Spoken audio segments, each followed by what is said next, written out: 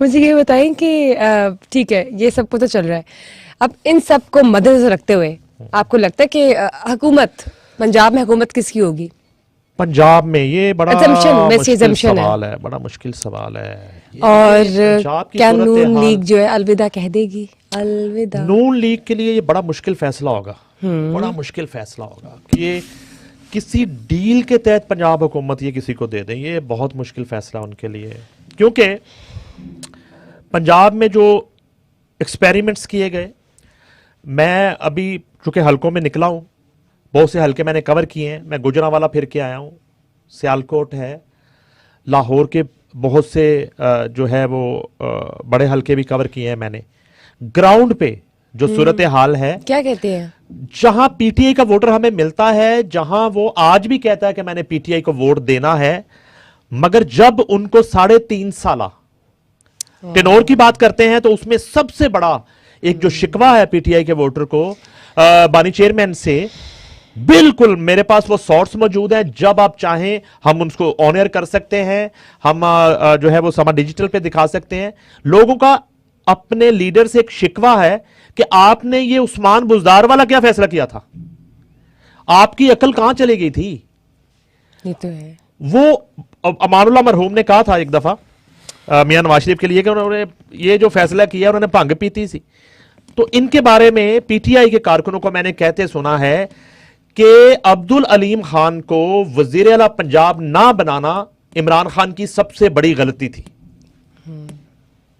और आपने मवाजना कर दिया उस्मान बुजदार जैसे शख्स। वो तो वैसे it was too much. Exactly. तो ये सबसे बड़ी ब्लंडर समझते हैं पीटीआई के वोटर, बानी चेयरमैन पीटीआई का जब वो प्राइम मिनिस्टर बने, और उनका यह कहना है कि अगर अब्दुल अलीम खान या इस जैसी कोई शख्सियत पंजाब की बागडोर जो है उन्हें सौंपी जाती तो ना पंजाब के ये हालात होते, और अगर पंजाब के हालात ये नहीं होते तो मुल्क के हालात भी इतने बदतर ना होते, और अगर मुल्क के हालात बदतर ना होते तो आज पीटीआई भी इस सूरत हाल से दो चार ना हो। सब कुछ कनेक्टेड है ना, देखिए Exactly. एक चीज मुतासर हुई तो दूसरी इससे होगी ऑटोमेटिकली। एग्जैक्टली। ये सब कुछ चल रहा है। ये जो है सोच जो है वो देखी है मैंने लोगों में, और जाहिर है उनका वोटर इंटैक्ट भी है। 9 मई के वाकयात पे बहुत से ऐसे एरियाज हैं जहाँ पे लोगों को गुस्सा भी है और वो मजम्मत भी करते हैं, और एक जो है ना ये भी सूरत हाल है कि अगर आखिरी वक्त तक वो कैंडिडेट नहीं रहते बानी चेयरमैन, तो शायद बहुत सा पीटीआई का वोटर वोट कास्ट नहीं करेगा। उनका ये मानना है कि अगर वो इलेक्शन में बराह रास्त पार्टिसिपेट करते हैं तो हम निकल के वोट भी करेंगे और सपोर्ट भी करेंगे, और अगर उनको इलेक्शन से दूर कर दिया गया या वो इलेक्शन से दूर हो गए तो हम जो है फिर किसी तरह की कैंपेन या किसी तरह का प्रोसेस का हिस्सा नहीं बनेगा, और हम कन्विंस करते रहे ऐसे लोगों को कि आप वोट जो है वो कौमी फरीजा है, वोट कास्ट जरूर करें। आप किसी को भी वोट ये कास्ट तो करें। है। देखिए हम तो जाया ना किया जाए आप ना। किसी को भी वोट कास्ट करें, आप जो है किसी भी जमात को सपोर्ट करें, किसी को भी Atleast करे तो सही। लेकिन वोट कास्ट जरूर करे करें। तो सही आप ना। टर्न आउट जो है वो बहुत अच्छा turnout होना अच्छा होना चाहिए, चाहिए। और आप जो है अपने ज़मीर की आवाज़ पे आप जो है पाकिस्तान के बेहतर मुस्तकबिल के लिए वोट कास्ट जरूर करें। देखिए टर्नआउट अच्छा नहीं होगा तो धांधली हो जाएगी, सिंपल सी बात है, और उसके लिए अवाम को हम कसूरवार ठहराएंगे, क्योंकि अगर उन पे एक चीज़ वाजिब है, उन पे फ़र्ज़ है, वो लीगली एक वोट कास्ट कर सकते हैं, सो व्हाई नॉट, क्यों वेस्ट करना। और वैसे भी 2024 के इलेक्शंस तो इतने क्रूशियल और इतने इंपॉर्टेंट है, इन सारी सियासी प्रॉब्लम्स जो इर्द गिर्द हमारे चल रही है, मुझे तो लगता है किसी को भी अपना वोट ज़ाया नहीं करना चाहिए। जिसको भी देना दें, आपको कोई बाउंड नहीं करा कि इधर जाए या इधर जाए, एटलीस्ट दे तो सही। मुझे ये बताया कि ये हम इस चीज़ को कहें, ग्रीन टिक करें हम इस चीज़ पे कि हाँ वाकई नून लीग में 2 ग्रुप्स बने हुए हैं।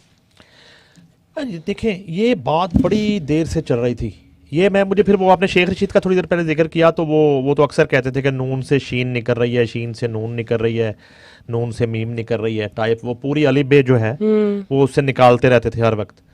लेकिन 1-2 दफ़ा पहले भी आपसे डिस्कशन हुई, हमजा शहबाज शरीफ के साथ जो कुछ हुआ, जब उन्हें ज़िंदगी में पहली मर्तबा मौका मिला वज़ीर आला पंजाब बनने का, और जो कुछ उनके साथ हुआ वो एक बड़ा स्याह बाब है नून लीग की पॉलिटिक्स के लिए, हमजा शहबाज शरीफ की सियासत के लिए, और बिल्कुल उनके सियासी कैरियर के साथ खेला गया। और नून लीग जो है वो उनके सपोर्ट में सामने नहीं आई, वो ठीक है। अकेले तनहा लड़ते लड़ते इक़्तिदार से बाहर हो गए। उनसे इक़्तिदार बिल्कुल ऐसे छीन लिया गया जैसे किसी बच्चे से आप कोई खिलौना छीन के ले जाते हैं। तो इस बात का रंज है हमजा शहबाज शरीफ को।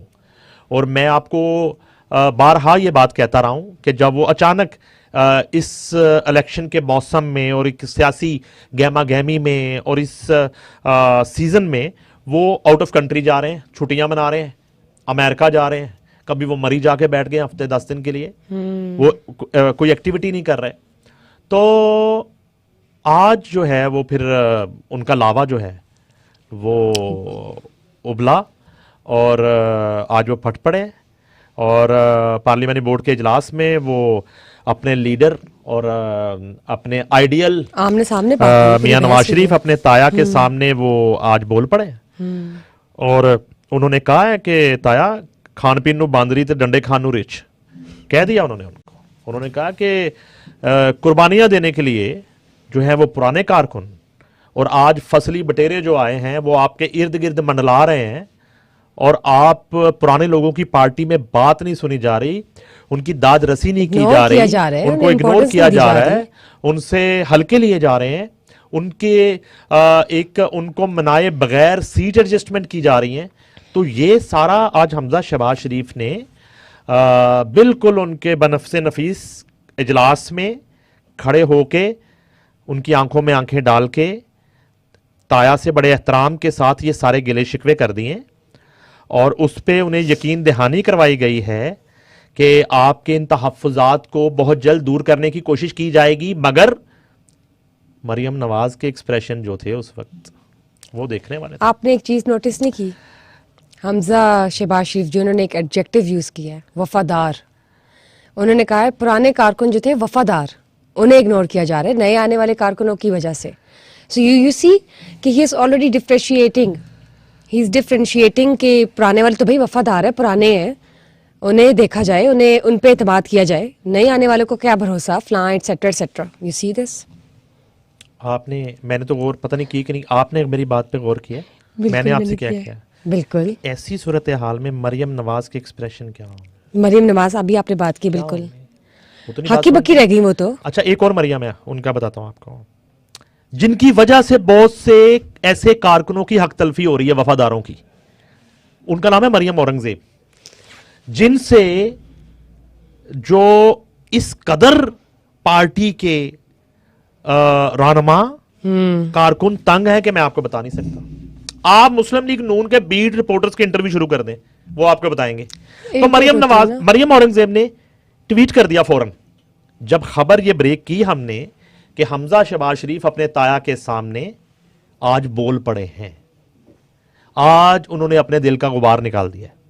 तो मरियम औरंगजेब ने ट्वीट किया कि ये जो है वो फेक न्यूज, एक न्यूज नहीं, जानता हूं कि उन कारकुनों के लिए है, असल में तो दर हकीकत उन्होंने अपना गिला शिकवा किया है कि आप जो हैं क्यों जो है वो एक जो बारी है, एक जो उनके हिस्से का एक जो टिनोर है, वो क्यों कारकुन है मुस्लिम लीग नून के, जिनकी कुर्बानियां हैं, जिन्होंने मुश्किल अदवार में जो है मारे खाई हैं, जिन्होंने जेलें काटी हैं, जिन्होंने सौबतें बर्दाश्त की हैं, आज उनका राइट है पहले कि आप उनको पार्लियामेंट का रास्ता दें, ना कि ऐसे लोगों को जो पैसे के बलबूते पे या आपकी जाती पसंद नापसंद पे वो आपके उन्होंने कुर्बत हासिल की बहुत कम अरसे में, और जिसकी वजह से आप वफादार कारकुनों को इग्नोर कर रहे हैं। ये तो है, सही कह दिया, वैसे आपने सही बात कर दी। आप